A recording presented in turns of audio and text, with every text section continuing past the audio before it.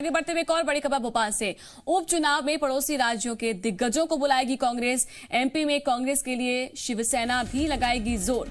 उद्धव ठाकरे को नेपानगर माधांता में बुलाएगी कांग्रेस। अशोक गहलोत, सचिन पायलट, भूपेश बघेल करेंगे प्रचार। तो गहलोत साथ ही पायलट राजस्थान से सटे इलाकों में करेंगे प्रचार। गुर्जर प्रभावित सीटों पर इस पर सचिन पायलट की सभाओं की तैयारी की जा रही है और छत्तीसगढ़ के सीएम भूपेश बघेल को अनूपपुर में सभाओं की तैयारी उनके लिए की जा रही है। तो बड़ी जानकारी आपको दे दें कि कांग्रेस ने नई रणनीति तैयार कर ली है, जिसके तहत अब कई दिग्गज जो हैं कांग्रेस की ओर से, जो अलग राज्यों से हैं, उनको उतारा जाएगा चुनावी मैदान में।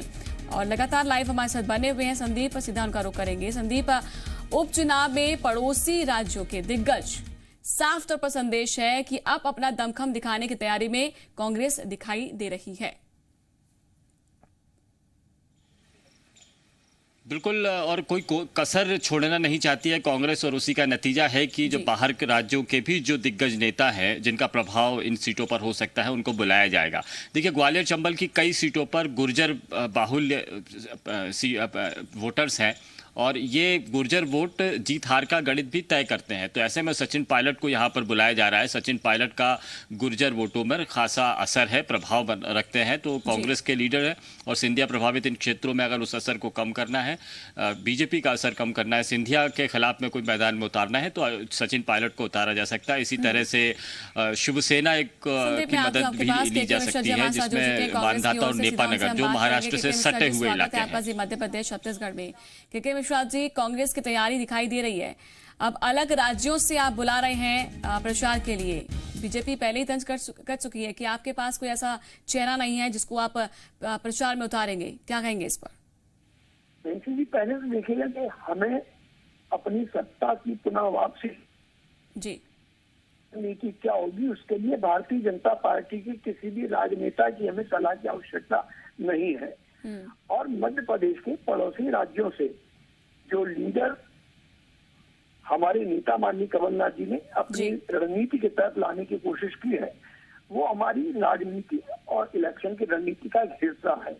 और निश्चित तौर पर पड़ोसी राज्यों के बड़े लीडर अन्य पड़ोसी राज्यों में चुनाव प्रचार के लिए जाते हैं और वे स्टार प्रचारक के रूप में वहां उस पार्टी को मदद करते हैं।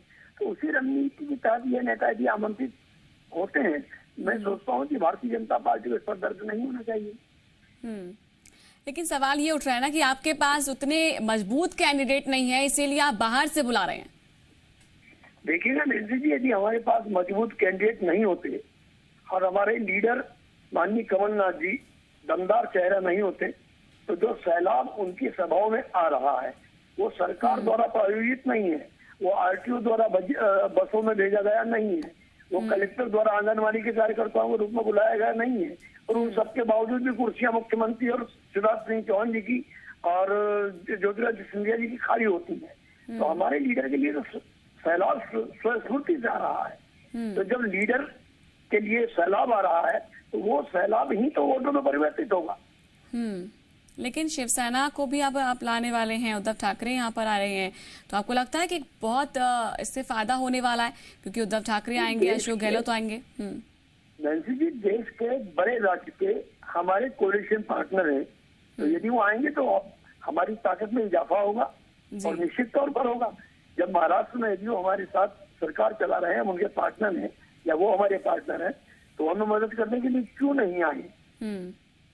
लेकिन सचिन पायलट को लेकर बीजेपी पहले ही सवाल खड़े कर चुकी है कि भाई आपने राजस्थान में तो उनके साथ किस तरह से किया, और कई सवाल उठाए कि सरकार किसकी बन रही थी, मतलब कौन जो है मुख्यमंत्री पद के लिए था, फिर आपने किसको मुख्यमंत्री बना दिया, धोखा वहां पर कर दिया। तो अभी लग रहा है कि इस पर बीजेपी फिर से कुछ सवाल खड़े कर सकती है।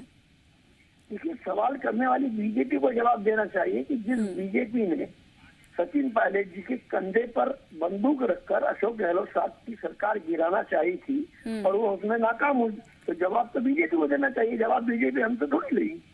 जी के मिश्रा जी, आप बने रहिए हमारे साथ। आशीष अग्रवाल जी हमारे साथ जुड़ चुके हैं बीजेपी की ओर से, हम उनसे भी बात करेंगे। स्वागत है आपका आशीष जी। मध्य प्रदेश छत्तीसगढ़ में कांग्रेस की ओर से उपचुनाव को लेकर अब ये तैयारी की जा रही है कि दूसरे जो पड़ोसी राज्य हैं वहां के दिग्गजों को कांग्रेस बुला रही है एमपी में चुनाव प्रचार के लिए। देखिए जिया जी, सबसे पहले तो अभिनेता कितना भी अच्छा क्यों ना हो, परंतु एडवर्टाइजमेंट में अगर माल में ही दम नहीं होगा तो ज्यादा प्रभाव नहीं पड़ता। तो कांग्रेस जो अब अप्रासंगिक हो चुकी है, जिसकी चुनावी राजनीति परिवारवाद, जातिवाद, तुष्टीकरण पे टिकी रहती है, वो अब भारतीय जनता पार्टी की विकासवाद की राजनीति के आगे नहीं टिकेगी। दूसरा विषय, बड़ी अजब पार्टी है। एक और तो बुलाएगी सचिन पायलट को, जिनके लिए अशोक गहलोत ने कहा था कि वो अंग्रेजी बोलने वाले नालायक हैं, और दूसरी ओर अशोक गहलोत को बुलाएगी जो स्वयं आरोप लगाते थे कि उन्होंने 35 करोड़ लिए हैं और उनकी सरकार गिराना चाह रहे हैं। तो मुझे समझ ही नहीं आता है कि रणनीति क्या है, और रणनीति होगी भी कहाँ। जो पार्टी अभी तक 1.5 साल में अपना अध्यक्ष नहीं चुन पाई हो, राहुल गांधी जैसे एक नाकारा नेता के साथ काम चला रही है, तो उसकी रणनीति तो कुछ इसी तरह की होगी। कुल मिला के चुनाव अपने मुहाने पे आ चुका है। कांग्रेस अभी भी अपनी रणनीति तय करने में लगी हुई है और जनता के मूल विषयों से भटक चुकी है। ठीक है, आशीष जी और के मिश्रा जी, आप दोनों से मेरे सहयोगी संदीप भी सवाल करना चाहते हैं। जी संदीप, आप सवाल कीजिए। आशीष जी, जोर तो आप भी लगा रहे हैं, अलग अलग तरीकों से लगा रहे हैं। तो ऐसे में यदि कांग्रेस के पक्ष में दूसरे राज्यों के नेता आ रहे हैं जो जाहिर तौर पर प्रभाव रखते हैं इस इलाकों में, तो उसमें आपत्ति कैसी हो सकती है आपको? उसको आप नकार कैसे सकते हैं? संदीप जी, आपत्ति होनी भी नहीं चाहिए क्योंकि ये लोकतंत्र है। परंतु अगर अशोक गहलोत आएंगे और सचिन पायलट आएंगे तो ये तो जवाब देना होगा ना कि अशोक पायलट ने क्यों गुर्जर समाज के नेता का अपमान किया, उनको नालायक कहा, उनको नाकारा कहा, है ना। और दूसरी बात, क्यों अशोक गहलोत ने सचिन पायलट पर ये प्रश्न उठाया था कि उन्होंने 35 करोड़ लेके उनकी स्वयं की सरकार को गिराने की साजिश रखी है। दूसरी ओर जो पार्टी भगवान श्री राम को काल्पनिक बताती रही, वीर सावरकर को भारत रत्न ना मिले और उनको देशद्रोही बताती रही, अगर वो शिवसेना को बुलाएगी तो क्या मुंह लेके जाएगी? तो कांग्रेस के अलग अलग रंग हैं। एक और तो शिवसेना भी आ रही है, महाराष्ट्र में शिवसेना से कोalition करते हैं, वहीं दूसरी ओर केरल में जाके मुस्लिम लीग से समझौता करते हैं। तो कोई रंग नहीं है, इनका रंग गिरगिट वाला है। समय देख के सहूलियत से बदल लेते हैं। चलिए, शुक्रिया आपका आशीष जी हमारे साथ जुड़ने के लिए, और के मिश्रा जी आपका भी शुक्रिया, आप दोनों हमारे साथ